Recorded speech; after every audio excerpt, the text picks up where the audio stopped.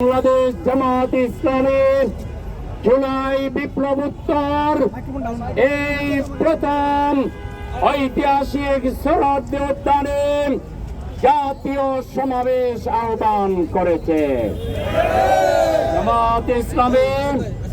এর মধ্যে আপনারা জানেন জামাতের নিবন্ধন বিগত ফ্যাসিবাদী সরকার কেড়ে নিয়েছিল, মার্কা কেড়ে নিয়েছিল, জামাত নেতাদেরকে অন্যায়ভাবে ফাঁসিতে ঝুলিয়েছিল।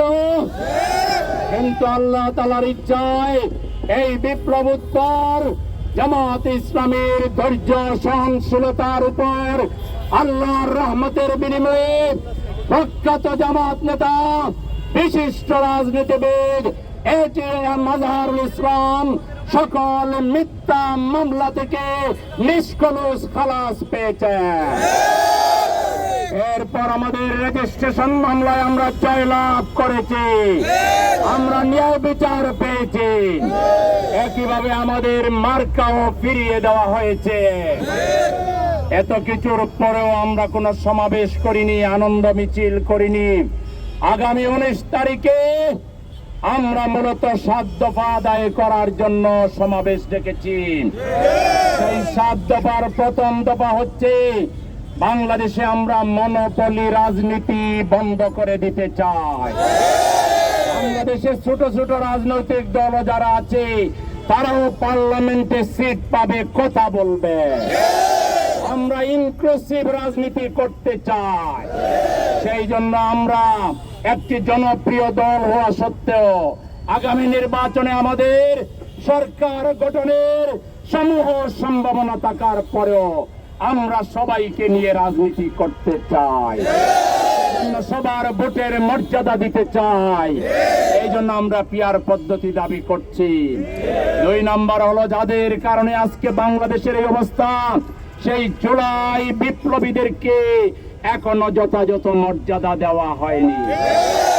বাজেটে কোটি কোটি টাকার বাজেট ঘোষণা করা হয়েছে, কিন্তু এখনো জুলাই শহীদের পরিবার সেই বাজেটের টাকা পায়নি। আমরা বলবো ওদেরকে লাইনে দাঁড় করাবেন না। যে বাজেট দেওয়ার কথা সরকারি কর্মকর্তারা বাসায় গিয়ে আশপাশের লোকদেরকে সাক্ষী রেখে বাসায় সেটা পৌঁছে দেবে।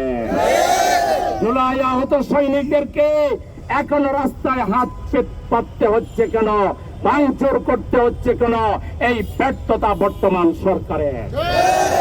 সুতরাং অনতিবিলম্বে আহতদেরকে সুচিকিৎসা দিতে হবে, তাদের পরিবারকে পুনর্বাসন করতে হবে। প্রবাসী আমাদের রেমিটেন্স যোদ্ধারা দিনের পর দিন তারা রেমিটেন্স পাঠায়, বাংলাদেশকে তারা ভালোবাসে, কিন্তু একটা ভোট দিতে পারে না। প্রবাসী ভাইদেরকে ভোটের অধিকার দিতে হবে। সংস্কার নিয়ে কোনো দামাচাপা চলবে না। কোন রাজনৈতিক দলের পক্ষ থেকে ইচ্ছাকৃত সময় ক্ষেপণের কারণে সংস্কার যদি বিলম্ব হয়, নির্বাচন যদি বিলম্বিত হয়, এর দায় তাদেরকে নিতে হবে। এজন্য সংস্কারে রাজনৈতিক দল দ্রুত ঐক্যমতে এসে দ্রুত সংস্কার বাস্তবায়ন করতে হবে। জুলাই ঘোষণাপত্র দিতে হবে, জুলাই সনদ ঘোষণা করতে হবে, এটা সংবিধানে অন্তর্ভুক্ত করতে হবে। এখনো খুনিদের একজনকেও আমরা বিচারের রায় দেখলাম না। আমরা অনতিবিলম্বে শেখ হাসিনা সহ সকল খুনিদের বিচার চাই। তাদেরকে ফাঁসির মঞ্চে ঝোলাতে হবে উপযুক্ত বিচারের মাধ্যমে। এই সব দাবি নিয়ে আগামী 19 তারিখ জামাতের জাতীয় সমাবেশে ঢাকাবাসী দলে দলে যোগদান করবে ইনশাআল্লাহ।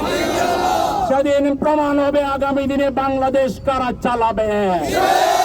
সেদিন দাঁড়িপাল্লার জোয়ার তৈরি হবে।